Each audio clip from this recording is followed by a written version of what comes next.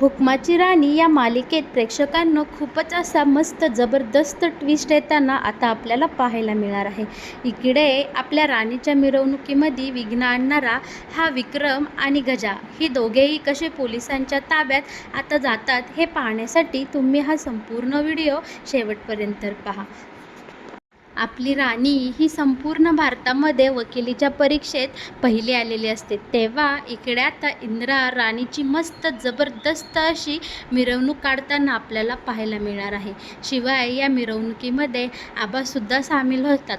आता आबा राणीला इकडे शुभेच्छा देण्यासाठी ट्रॅक्टरजवळ आलेले असतात आणि राणी आबांना पाहून लगेच आबांच्या पाया पडते आणि त्यांचे आशीर्वाद घेते. आबा बोलतात, अरे वा बाळा, तू अख्ख्या भारतामध्ये पहिली आलीस हे ऐकून मला खूप आनंद झाला. आपल्या या छोट्याशा गावातून एक मुलगी इतकी पुढं जाते आणि तिची प्रगती होते हे ऐकताना आणि हे क्षण पाहताना माझं मन अगदी भरवून आलेलं आहे. तेव्हा इकडे आबा बोलतात, बघ इंद्रा, आता तुझी ही मिरवणूक काढली आहे ती एकदम जंगी झाली पाहिजे बरं का. तेव्हा आता इकडे राणी बोलते, आबा, तुमच्यासारखे सासरे मला मिळाले हे माझं भाग्य. कारण या जगामध्ये कोणी कोणाचं नसताना तुम्ही माझ्यासाठी खूप काही केलं आहे आणि तुमच्या आशीर्वादानेच आज मी हे माझं यश मिळवू शकले आहे. राणी बाळा, मला तुझ्या स्वभावातला हा गुण खूप आवडतो. तू जे कष्ट केलं आहे त्याची क्रेडिट स्वतःसाठी घेत नाही. तू इतरांना त्या गोष्टीचं क्रेडिट देते आणि इतरांना त्या गोष्टीचा मोठेपणा देते. स्वतः केलेलं कष्ट मात्र तू नेहमी विसरून जाते. पण बाळा, तुझ्यासारख्या निर्मळ मनाच्या मुलीला आयुष्यात कधीच काही कमी पडणार नाही. माझे आशीर्वाद कायम तुझ्यासोबत आहे. राणी, तू यशाचा एक एक पायरी चढत जा. बाळा, तुला तुझ्या आयुष्यात कधीही काहीच कमी पडणार नाही. माझ्या शुभेच्छा आणि माझे आशीर्वाद कायमच तुझ्यासोबत आहेत. आता पुन्हा एकदा आपला इंद्रा मस्तपैकी ढोल ताशाच्या नादामध्ये इकडे राणीच्या मिरवणुकीची सुरुवात करतो आणि घरामध्ये काकूला खूप आनंद झालेला असतो. काकीसुद्धा माडिकांच्या बंगल्यातून बाहेर येते. मस्त पंचारतीचं ताट घेऊन आपल्या इकडे राणीचं औक्षण करण्यासाठी काकू आलेली असते. काकूला खूप आनंद झालेला असतो कारण आज माडिकांची मोठी सून ही भारतामध्ये पहिली आली आहे वकिलीच्या परीक्षेत आणि ती आज ॲडव्होकेट वकील झालेली आहे. पण इकडे हे काकूंचं सुख अजिबात या उर्मिलाला आवडत नाही आणि ही नालायक उर्मिला काय करते, काकूंच्या पाठीमागं येते आणि पंचारतीला धक्का लावते. काय बघायचं इकडे प्रेक्षकांनो, काकूच्या हातातलं ताट थेट उडून डायरेक्ट ट्रॅक्टरवर त्या बॅनरवर पडतं आणि मग काय, इकडे बॅनरला डायरेक्टच आग लागते. सगळीकडे हाहाकार पसरतो. आता इकडे इंद्राही वळून पाहतो आणि म्हणतो, काकू, म्हणजे इंद्राला वाटतं की काकूला काही झालं तर नाही ना. पण इकडे भलतंच होऊन बसलेलं असतं. त्या सगळ्या पंचायतीच्या दिव्यातल्या आगीमुळे इकडे मात्र आपल्या राणीचा बॅनर जळू लागलेला असतो आणि हे मात्र इंद्राला पाहत नाही. इंद्रा धावत पळत जातो आणि हातानेच ती आग विझवू लागतो. इकडे राणी बोलते, अहो, असं करू नका हो, भाजल तुम्हाला. आणि आबाही बोलतात, अरे इंद्रा, काय वेड्यासारखं करतोस, अरे हाताला भाजन, ते प्लॅस्टिक आहे, आग आहे, बाजूला हो बाळा. पण इंद्रा काही ऐकत नाही आणि राणीच्या बॅनरला लागलेली आग स्वतः हाताने विझवू लागतो. इकडे मात्र काकूला खूप टेन्शन येतं. तीही ओरडू लागते, अरे बाळा, असं करू नको. इंद्रा, थांब बाळा. पण इकडे काकूचंही इंद्रा ऐकत नाही आणि तो त्याच्याच मनाचं खरं करतो आणि तिकडे तो बॅनर हाताने विझवू लागतो. तितक्यात आबा बोलतात, अरे जा रे, कुणीतरी पाणी घेऊन या, पाण्याने ती आग लगेच विझेल. आणि हा सगळा गोंधळ आतमध्ये मालती मॅडमला ऐकू जातो. आता मालती लगेच बाहेर येते तावातावाने आणि इकडे इंद्राला बोलते, अरे इंद्रा, काय चाललंय तुझं, हळू. पण इकडे आपला इंद्रा हा कुणाचंही ऐकण्याच्या मनस्थितीत नसतो. तो मात्र तो बॅनर विझवायचा प्रयत्न करत असतो. तितक्यात आबांनी सांगितलेली पाण्याची बादली येते. आता इंद्रा पाण्याने ती आग सगळी विझवून टाकतो आणि सगळा बॅनर अगदी शांत झालेला असतो आणि आता आग विझून गेलेली असते.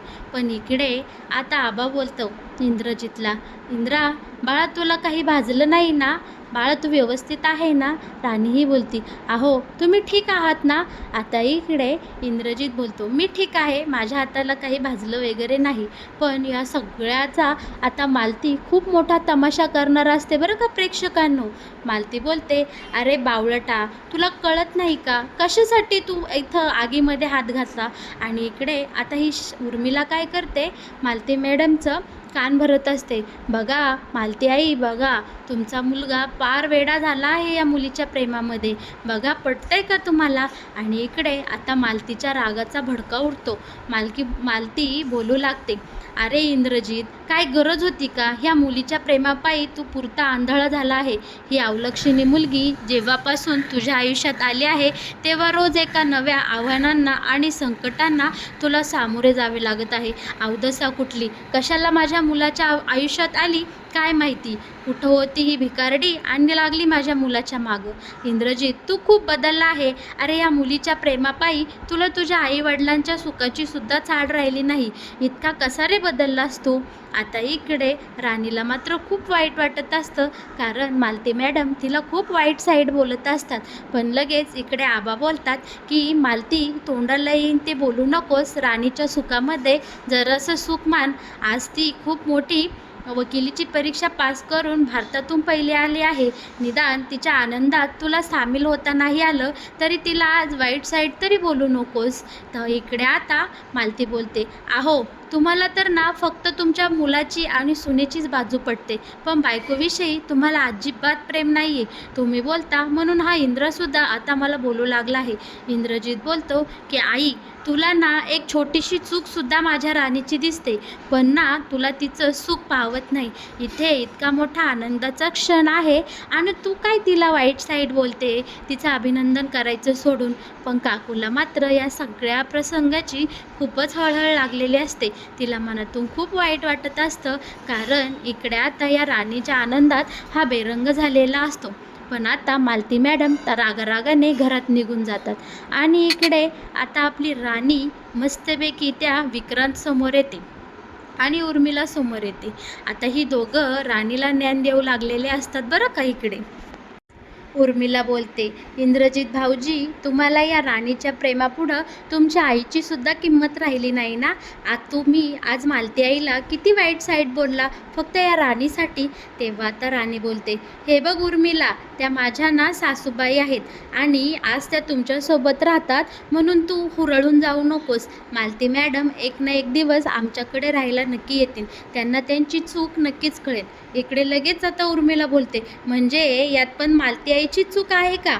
तर आता इकडे राणी थेट डायरेक्ट विक्रांत समोर जाऊन बोलते, मिस्टर विक्रांत महाडिक सर, आज मी तुम्हाला एक डायरेक्ट वचनच देते की तुम्ही जो हा आमचा बंगला, आमचं घर आणि आमची फॅक्टरी काबीज केली आहे, लवकरात लवकर ती मी मिळवून दाखीन आणि तेही कायदेशीररित्या. आणि हो, लवकरात लवकर नाही तुम्हाला पोलिसांच्या ताब्यात दिलं तर मी सुद्धा हुकमाची राणी नाही, ओ सॉरी, हुकमाची नुसती राणी नाही, मी आता ॲडव्होकेट राणी इंद्रजित महाडिक झाले आहे. आणि हो, आता तुम्ही टाईम लावूनच ठेवा, तुमचे वाईट दिवस लवकरात लवकर येणारच आहे. संपूर्ण गावासमोर आणि या महाडिकांच्या बंगल्यासमोर राणी डायरेक्ट तोंडावर इकडे इंद्रजितला आवाहन करते आणि इकडे इंद्रजितला खूप राग आलेला असतो बरं का राणीचा. आणि उर्मिला तर वाटत असतं की या राणीने माझा इथे सगळ्यांसमोर खूप अपमान केला आहे. पण आपला इंद्रजित पुढे येतो आणि आपल्या भावाला मस्तपैकी राणीच्या यशाचा पेढा भरवतो आणि बोलतो, विक्रांत, माझं हे यश बघून किंवा आमचं हे यश पाहून नक्कीच तुझं तोंड कडू झालं असेल. बघ हा पेढा खा, ह्या पेढ्याने झालं तर झालं तुझं तोंड गोड.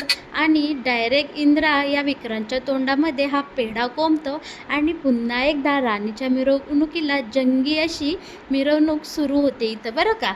दुसरीकडे मालती तिला दिलेली कामगारी फत्ते करण्यासाठी निघालेली असते.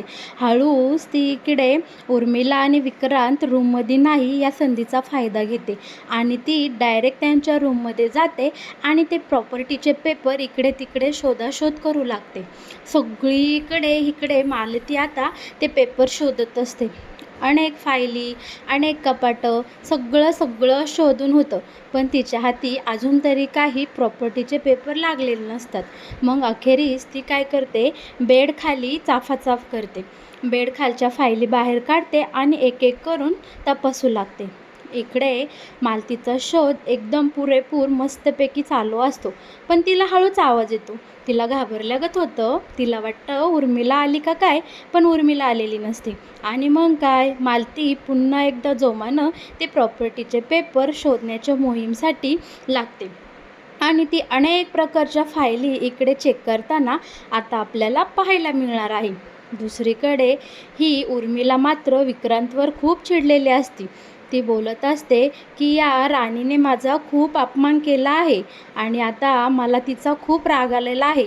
विक्रांत, इंद्रजित भाऊजी त्यांच्या बायकोसाठी काय काय करतात आणि तू माझ्यासाठी काहीच करू शकत नाही. तू माझ्यासाठी असं काहीतरी कर की त्या राणीच्या मिरवणुकीचा फार बत्त्यात झाला पाहिजे. इकडे आता पहिलं तर विक्रांत इकडे उर्मिलाची समजूत काढतो. पण उर्मिलाच्या हट्टापुढे इकडे विक्रांतचं काही चालत नाही. आणि मग काय, त्याने लगेच एक डोक्यामध्ये कारस्थानाचा प्लॅन केलेला असतो आणि तो लगोलग इकडे आता आणि गजाला सांगतो की गजा, तू पहिलं तर आहे ना त्या राणीच्या इथं मिरवणुकीचा बत्त्या कर. तर गजा म्हणतो, लगेच साहेब, काय करू सांगा तुम्ही. इकडे ट्रॅक्टरचं चाक पंक्चर करू का. पण इकडे विक्रांत बोलतो, अजिबात नाही. तू ना त्या पेट्रोलची जी टाकी आहे ना तिला होळ कर, म्हणजे या राणीचं आहे ना अजिबात पुढं मिरवणूक सरकणार नाही. आपण जर चाक पंक्चर केलं तर ती दुसरं चाक लावतील आणि पुन्हा एकदा जोमाने मिरवणूक काढतील त्या राणीची. आता हा गजा लगेच विक्रांतचा फोन ठेवतो आणि इकडे कामाला लागतो. लगेच त्या राणीच्या मिरवणुकीमध्ये सामील होतो आणि टनाटना उड्या मारून नाचू लागतो. पण त्या मिरवणुकीतला दुसरा माणूस म्हणतो, गजा शेठ, तुम्ही इकडं कसं काय. तर हा बोलतो, का रे, मला पण आनंद झाला आहे. तो बोलतो, अहो ही मिरवणूक राणीची आहे. हुकमाच्या राणीच्या मिरवणुकीत चक्क गजा शेठ हे कसं काय झालं. आता इकडे गजा गडबडतो पण बोलतो, अरे ती आपल्या वस्तीतली पोरगी आहे. संपूर्ण भारतात पहिल्या नंबराने पास झाली आहे. मग आपण तिचं तर जंगी स्वागत केलंच पाहिजे ना. अखेर मी युनियन लीडर असलो म्हणून काय झालं, आपल्या वस्तीतला आणि आपल्या वस्तीतल्या या पोरीचा मला खरंच अभिमान आहे. इकडे आता तो माणूस म्हणतो, बरं झालं गजा शेठ, उशिरा का होईना तुम्हाला अक्कल आली. पण हो, मिरवणुकीत सामील झाले आहे. आता इथं काही कांड करू नका बरं का. कारण इकडे आता हा गजा किती नालायक आहे हे सगळ्यांनाच माहीत झालेलं असतं. सगळ्या वस्तीवाल्यांना, इंद्रजितला, आबाला आणि राणीला सुद्धा. पण तरीसुद्धा हा गजा ती वेळ मारून नेतो आणि मिरवणुकीत नाचता नाचता आता ट्रॅक्टरजवळ जातो आणि इकडे तिकडे पाहू लागतो संशयी नजरेने, बरं का. पण या गजावर आपल्या आबांचं बाकी बारीक लक्ष असतं. नाचता नाचता आणि मिरवणुकीसोबत चालता चालता आबा या गजावर बरोबर पाळत ठेवत असतात. आबांचं लक्ष इकडे तिकडे होताच हा गजा काय करतो, ट्रॅक्टरजवळ जातो आणि जवळ असलेलं हत्यार बाहेर काढतो आणि लगेच त्या ट्रॅक्टरच्या पेट्रोलच्या टाकीला इकडे हा होल पाडतो. आणि आता इकडे गजा त्याच्या कारस्थानात एकदम सक्सेसफुल झालेला असतो. पण त्याला माहीतच नसतं की त्याला हे सगळं करताना आबांनी पाहिलं आहे. आबांचं सगळं लक्ष गजाकडं असतं. पण इकडे मधीच ट्रॅक्टर बंद पडल्यामुळे ड्रायव्हरला काही समजत नाही आणि ड्रायव्हर बोलतो, इंद्रजित दादा, ट्रॅक्टर काही चालेनासा झालाय हो, काय झालं असेल इकडे. आता इंद्रजित सगळीकडे इकडे तिकडं पाहू लागतो आणि इकडे या गजाने बरोबर पेट्रोलच्या टाकीला होल पाडलेलं असतं. पण आता काय होतं, आपल्या इंद्रजितने मनाशी ठरवलेलंच असतं, राणीची ही मिरवणूक वाजत गाजत वस्तीकडे जाणार म्हणजे जाणार. आणि मग काय प्रेक्षकांनो, आपला हिरो इकडे मस्तपैकी कपडे काढतो आणि एका मस्त मोठ्या अशा रस्सीने ट्रॅक्टर खेचत खेचत इकडे राणीची मिरवणूक वस्तीमध्ये नेतो आणि मस्त राणीचं वस्तीमध्ये सुद्धा जंगी स्वागत होतं. आता मिरवणूक झालेली असते आणि राणीही खूप खुश असते. आता इकडे सगळं झालेला प्रकार आबा आता इंद्रजितच्या कानावर घालतो आणि सांगतो की या गजानेच ट्रॅक्टरच्या आहे ना टाकीतला पेट्रोलच्या टाकीला होल पाडला आहे आणि त्यामुळं इकडे राणीच्या मिरवणुकीमध्ये विघ्न आलेलं आहे. आता इंद्रजित क्षणाचा विलंबही न करता पोलिसांना ताबडतोब फोन करतो आणि या गजाला पोलिसांच्या ताब्यात देतो. आता पोलीस येतात आणि गजाला पोलीस घेऊन जातात. तिथे आता पोलिसांनी या गजाला चांगली 3rd डिग्री दिल्यामुळे हा पोपटासारखा बोलू लागतो आणि सांगतो, सर अहो इन्स्पेक्टर साहेब, यामध्ये माझा काही दोष नाही. मी काही मुद्दामून हे केलं नाही. मी ना त्या इंद्रजित महाडिक यांच्या सांगण्यावरून हा सगळा प्लॅन केला आणि हा सगळा उद्योग केलेला आहे. यामध्ये माझं काही असं स्वतःचं वैर नाही. जे काही आहे ते मी या इंद्रजित सरांच्या सांगण्यावरून केलेलं आहे. मग काय प्रेक्षकांनो, इकडे आता पोलीस या इंद्रजितला सुद्धा धरून घेऊन जातात आणि त्यालाही चांगलं जेलमध्ये टाकतात.